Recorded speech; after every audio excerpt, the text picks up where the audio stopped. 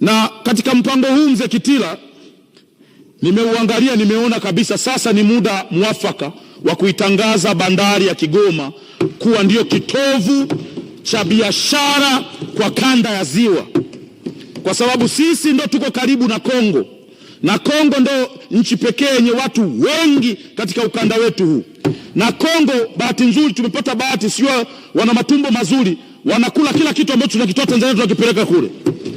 Kwa ipo namna ambayo tukiitumia Kigoma ambayo iko connected na Burundi, iko connected na Kongo, iko connected na Zambia, kuna nafasi kubwa ya nchi yetu kutengeneza pesa nyingi ambazo zitakuja kusaidia kwenye miradi mingine tofauti tofauti.